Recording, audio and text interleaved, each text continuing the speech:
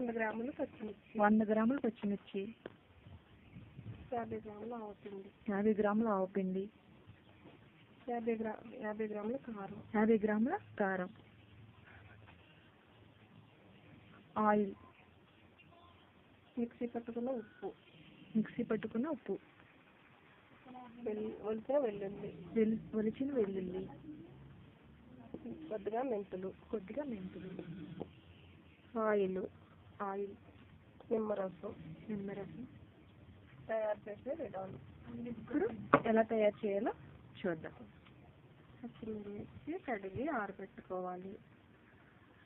ఆరబెట్టుకున్న పచ్చిమిర్చి ఇలా కోసి పెద్దవైతే ఇలా కోయాలి.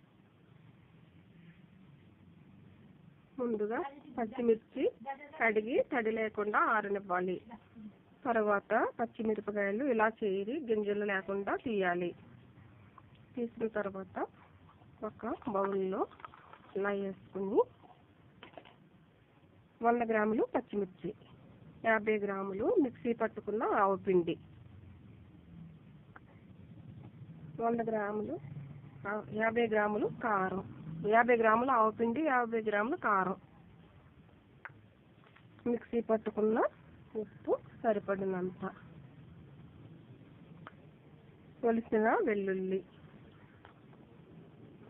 బాగు చేసుకున్న మెంతులు సరిపడినన్ని నిమ్మరసం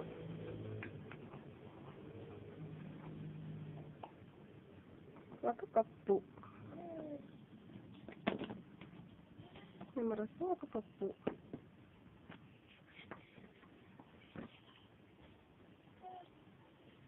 ఇలా రసం తీసుకోవాలి. గింజలు లేకుండా రసం తీసుకొని కలుపుకుంటే బాగుంటుంది. ఆయిల్ 3 కప్పులు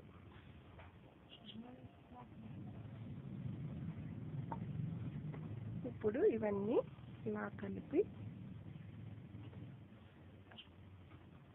కొద్దిగా వెల్లుల్లి రేకలు ఇలా కొట్టుకున్నది 1 స్పూను 2 స్పూన్లు కానీ మనకి పులుపు తక్కువ అనిపించినప్పుడు నిమ్మప్పు లైట్గా వేసుకోవాలి. ఓకే, పచ్చిమిరపకాయ ఓకే రెడీ.